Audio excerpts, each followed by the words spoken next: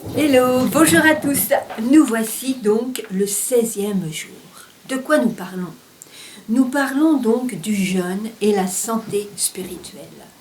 Le jeûne, nous en avons déjà parlé dans une des vidéos que vous pourrez regarder de nouveau si vous le souhaitez en famille. Il nous est aussi parlé de ce qu'avaient besoin les disciples, voilà, dans cette chambre haute. C'était, voilà, nous savons la suite de ce qui s'est passé, mais eux, voilà, ils avaient mis tout leur espoir en Jésus.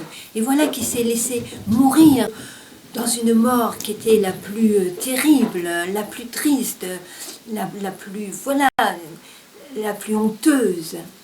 Et voilà, on avait entendu, donc voilà, ils avaient la certitude, voilà, qu'il était ressuscité, il avait été avec eux, et maintenant, il était parti rejoindre son Père. Ils étaient seuls. Ils étaient là dans cette chambre haute. De quoi avaient-ils besoin? Donc sûrement qu'ils étaient dans une attente, peut-être dans beaucoup de questions, beaucoup de flou.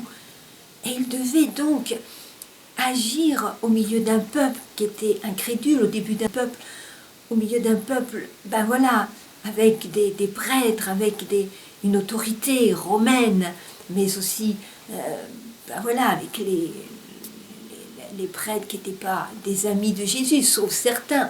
On se souvient avec Nicodème et autres. Ils avaient besoin de se retrouver. Sûrement qu'ils mangeaient très peu ou pas du tout, qu'ils étaient dans la prière, dans les chants de louange, qu'ils demandaient à Jésus vraiment sa bénédiction, son aide, son éclaircissement, qu'est-ce qu'il attendait d'eux, qu'il leur donne la force, de la puissance. Et c'est ce qu'ils vont avoir, parce que Jésus a laissé cet autre ami, le Saint-Esprit, ce qu'il va faire le ménage dans notre esprit, si je puis dire, dans notre cœur, nous aider à mieux comprendre sa parole, à mieux s'exprimer vis-à-vis des autres, dans notre témoignage. Alors, lorsque nous sommes malades, on peut expliquer aux enfants, à nos jeunes, lorsque vous êtes malade, vous mangez moins, n'est-ce pas? On va boire plus d'eau au lieu de prendre des sodas. Lorsqu'on est fatigué, on a besoin d'un repos. Et parfois, l'estomac peut être fatigué, on digère moins bien, il a besoin d'un repos par une diète.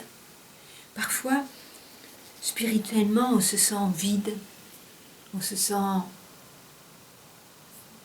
oui, je dirais, creux. Et bien peut-être parce que on a besoin de faire une pause.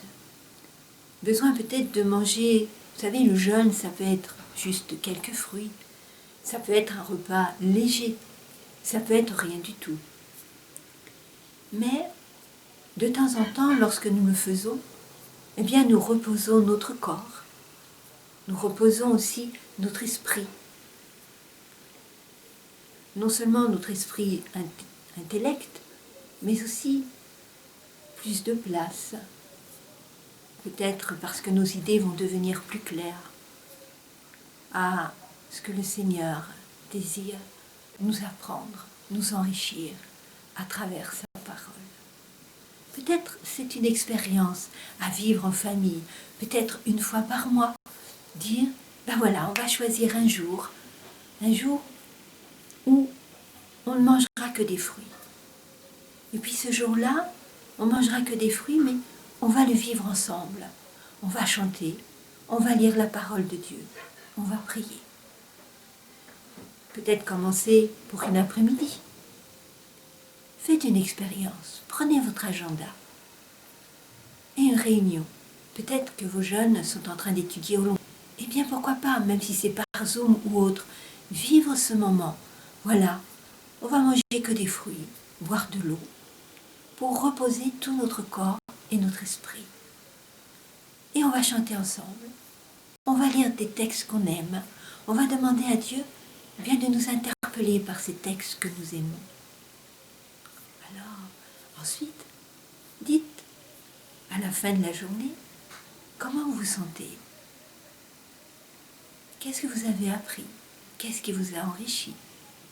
C'est une expérience à vivre. En tout cas, je vous la souhaite bénie. Allez, À bientôt.